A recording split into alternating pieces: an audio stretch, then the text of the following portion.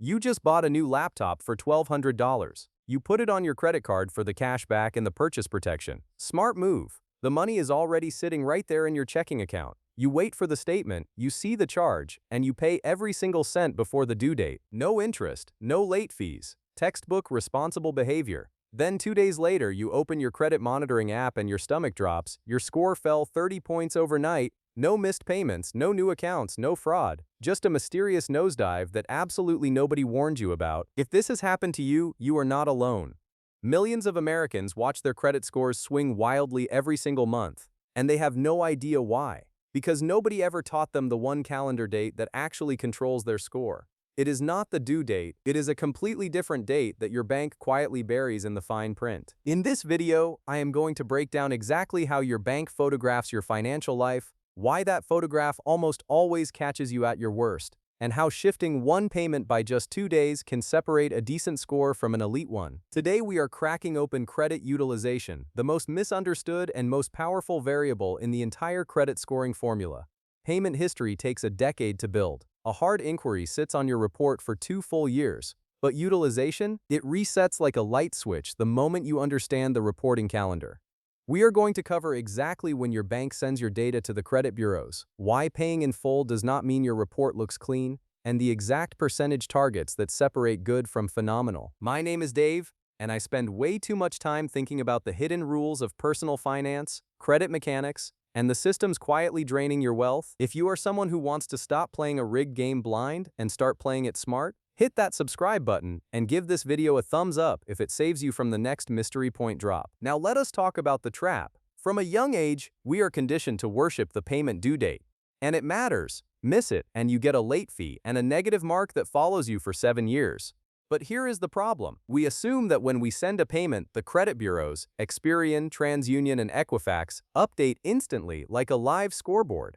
That is a fantasy. The credit reporting system does not work like a video stream. It works like a security camera that takes one still image per month, and the timing of that image has absolutely nothing to do with when you pay. For most people, that camera clicks on the worst possible day, when your balance is at its absolute peak, weeks before you ever pay it off. Think about the last time you used your card for groceries, gas, a dinner out, a random Amazon order. By mid-month, your balance is stacked, and if the camera clicks right there, that bloated mid-month prepayment number, that is what gets stamped onto your credit report. Not the zero balance you will have in 2 weeks. The peak, the mess, the ugly snapshot. Here is the anatomy of a billing cycle. Say your cycle runs from the 5th to the 4th of the next month. Every single swipe adds to your running balance. On the 4th, the cycle closes. Your bank locks in that balance, generates a statement, and this moment the statement closing date is the single most important date in your entire credit life. Whatever balance appears on that statement is the exact number your bank sends to the bureaus. It gets stamped onto your report for the whole month, but your payment is not due until roughly 21 to 25 days later. So if $2,500 was sitting on your card when the statement cut, that $2,500 gets reported. Even if you pay it all off 2 weeks later, you paid zero interest. You slept soundly. But on your credit report, it looks like you owe $2,500. The camera already fired. The photo is already taken. And it is not flattering. And the crazy part is, the fix is almost offensively simple. Instead of paying after the statement arrives, you pay before the statement is generated. You find your statement closing date, and 3 to 4 days before it hits, you push a payment that drops your balance to almost nothing. When the cycle closes, the bank sees a tiny balance, and that tiny number is what gets reported. Same spending habits, same total amount paid, completely different credit report. Same you, totally different photo. Now let me show you exactly why this matters so much. The FICO model breaks your score into 5 categories. Payment history is the biggest chunk at 35%, but sitting right behind it at 30% is amounts owed, which is almost entirely driven by credit utilization. Nearly 1/3 of your entire financial reputation depends on how much credit you are using at the exact moment the bank takes its snapshot. Think about that. It outweighs the length of your credit history. It outweighs your mix of credit types. You could have 15 years of flawless payments, never missed a single one. But if utilization spikes for 1 month, that 30% slice collapses and drags your score with it. The math is simple division. Balance divided by limit. If you owe $600 on a $2,000 card, you are sitting at 30%. And that is exactly where the first cliff begins. Below 10%, you are golden. Between 10 and 30, you are fine. Cross 30%, and the algorithm flags you as a risk. Cross 50, and you start looking like a crisis. Push near 100, and your score goes into freefall. And here is the part most people completely miss. This applies both to your overall utilization across all cards and to each individual card separately. You could have $40,000 in total available credit.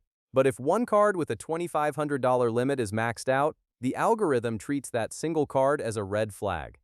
It does not average it away, it isolates it. One overloaded card can drag your whole score down even when every other card is spotless. That is not intuitive. Nobody told you that in school, because nobody was supposed to. Here is the silver lining, and this is the part that genuinely changes how you think about the game. Unlike a missed payment that haunts you for 7 years, utilization has zero memory. The FICO 8 model only cares about your most recent reported balance. If you were at 85% last month and tanked, but this month you report 4%, your score bounces back as if the 85% never existed. One good snapshot erases the last bad one. The dirty photo gets replaced by a clean one. That is the controlled shutter, and you are the one holding the camera. But here is where it gets really interesting, because there is a twist that trips up even financially responsible people. You might think the goal is zero utilization on every card. If low is good, zero must be perfect, right?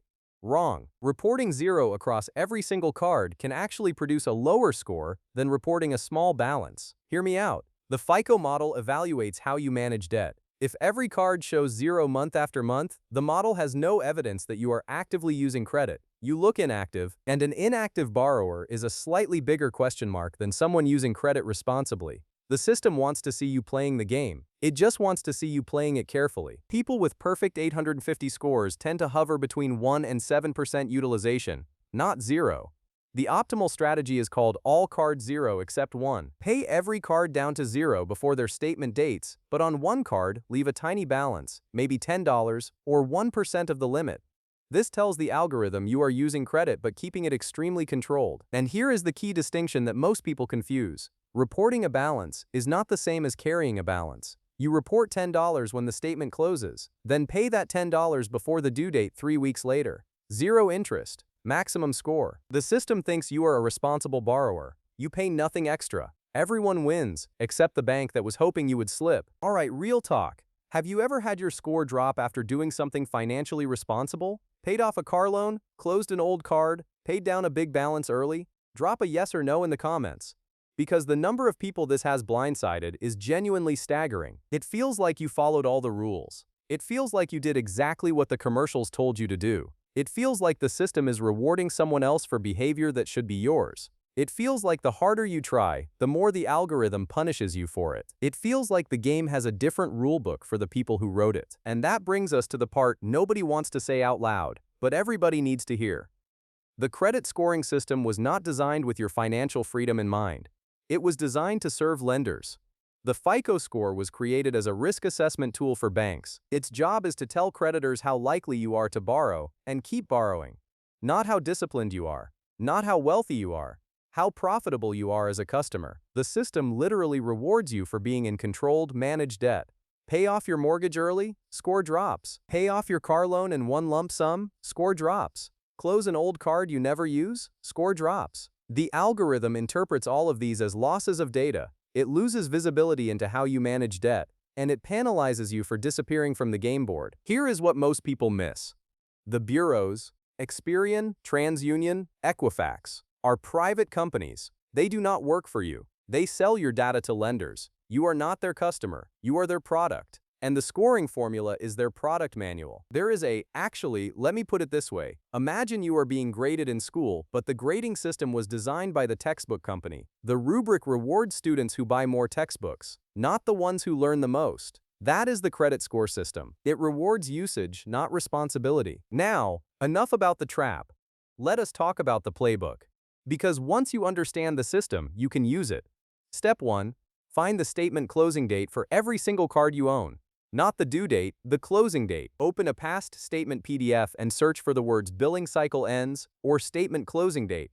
Write these dates down. Put them in your phone calendar with a reminder 2 to 3 days before each one. This date is now the most important financial date in your month. Step 2. On your reminder day, check your balance. If it is sitting at $1,400 and you want to report around $50, manually push a payment of $1,350 right then. Do not wait for autopay. Autopay is tied to the due date, the wrong date. This payment needs to land before the statement closes. Give it 2 to 3 business days to process just to be safe. Step 3. Verify the statement when it posts. It should show your small target balance. Then make sure that amount gets paid off by the actual due date. The first few times, check manually. The worst possible outcome is you get clever with utilization and accidentally miss a payment because you lost track of the due-date system. That would be trading a small score win for a 7-year penalty. Do not do that. And here is the important context. You do not need to do this every single month. This level of precision really only matters when you are applying for something significant in the next 60 days. A mortgage, an auto loan, a business line of credit. The rest of the year, keep utilization loosely under 20% and let autopay handle the payment. Strategic precision when it counts. Relaxed management the rest of the time. Now, one major warning, because viewer questions about this come up constantly. There is a line between smart timing and dangerous behavior called credit cycling. If you have a $2,000 limit and you spend $2,000, pay it off, then spend another $2,000 and pay it off again in the same billing month, you have pushed $4,000 through a card approved for $2,000. Banks interpret this as potential fraud or money laundering. They may freeze your account, demand tax returns, or shut you down entirely. This is not a gray area. Keep your monthly spending within your credit limit. If you are constantly hitting your ceiling, do not try to game the payments. Call your issuer and request a credit limit increase instead. That solves the real problem. One last defensive move that almost everyone overlooks. Do not close old unused credit cards. Your overall utilization is calculated as total balances divided by total available credit. Closing a card with an $8,000 limit removes $8,000 from your denominator. Your debt stays exactly the same, but your utilization percentage spikes instantly. That card you have not touched in 3 years is actually doing quiet, invisible work for you every single month. Keep old cards open. Put a small recurring subscription on them. A streaming service, a monthly app charge, set autopay. Let them silently pad your available credit while you sleep. And here is the thing most people miss when they try to simplify their financial life by closing accounts. You are not simplifying. You are shrinking your credit footprint and punishing your own score for no reason. The system counts available credit as a sign of trustworthiness. Removing it signals the opposite. Keep the old cards alive. Use them barely. Let them work for you. Here is the full playbook in one clean pass. Find your statement closing date for every card. Calculate your current utilization, aim for under 10%. 3 days before the statement closes, pay down to about 1% of your limit. Let the statement generate with that tiny balance reported. Then pay off the remainder by the actual due date. 0 interest, maximum score impact. A 2-step payment rhythm that permanently separates your real spending from your reported spending. Sound familiar? That feeling of doing everything right and still getting penalized? That is not incompetence. That is an information gap. You were never given the full rulebook. Now you have it. Try this for 1 billing cycle. Pick your highest balance card. Find the closing date. Pay it down 3 days early, and then watch your monitoring app. When you see the jump, you will understand exactly what just happened. And if you are someone who has already done this, if you have seen firsthand how much a single payment timing shift moved your score, share this with someone still stuck in the dark. One conversation can change someone's financial trajectory. If this opened your eyes, pass it along to someone still playing by the wrong calendar.